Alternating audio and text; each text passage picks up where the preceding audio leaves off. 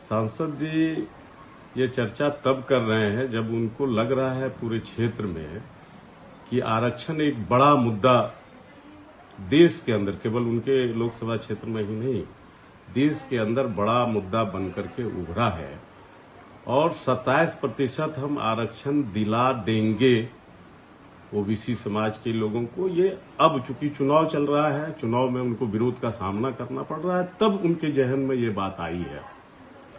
उनको पता होना चाहिए कि जब बाबूलाल मरांडी जी मुख्यमंत्री, पहला मुख्यमंत्री बने और राज्य जब अलग हुआ, उसी समय आरक्षण का यहाँ डिस्ट्रीब्यूशन हुआ और उस डिस्ट्रीब्यूशन के तहत ओबीसी का आरक्षण 14% झारखंड में कर दिया गया, जबकि सचमुच में पूरे देश के अंदर के सभी राज्यों में 27% था।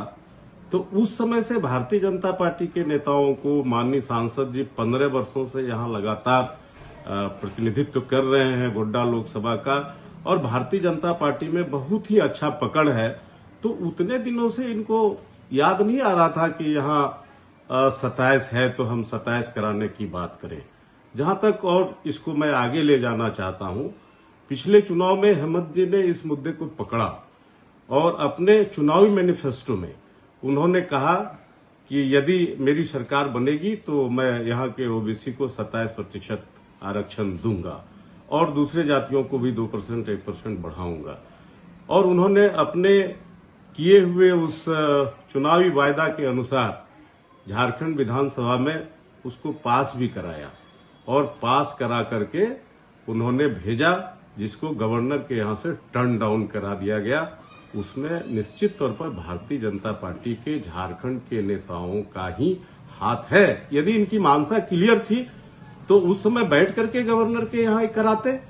अब इनको याद आया है, और याद कब आया है? अब तो 27% की बात नहीं रह गई है। मैं माननीय सांसद जी से कहना चाहता हूं आप लोगों के माध्यम से, अब 27% नहीं, झारखंड पिछड़ा वर्ग आयोग ने अनुशंसा किया है कि यहाँ पिछड़ों की आबादी 55 से 60% है, इसलिए तमिलनाडु के तर्ज पर यहाँ कम से कम 50% आरक्षण यहाँ के ओबीसी समाज को मिलना चाहिए। झारखंड पिछड़ा वर्ग आयोग का अनुशंसा है, मैं अपनी बात नहीं कर रहा हूं, इसलिए वो उनकी बात उनको करनी चाहिए।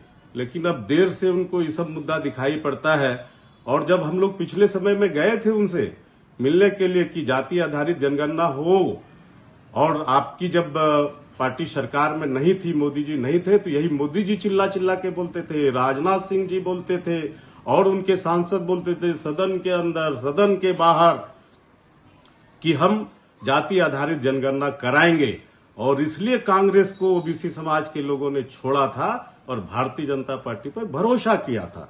लेकिन भारतीय जनता पार्टी उस भरोसे पर खरा नहीं उतरी, इसलिए आज उस मुद्दे को राहुल गांधी जी ने अपने मैनिफेस्टो पर लाने का काम किया और राहुल गांधी जी ने देश के ओबीसी के लोगों के नब्ज को पकड़ने का काम किया।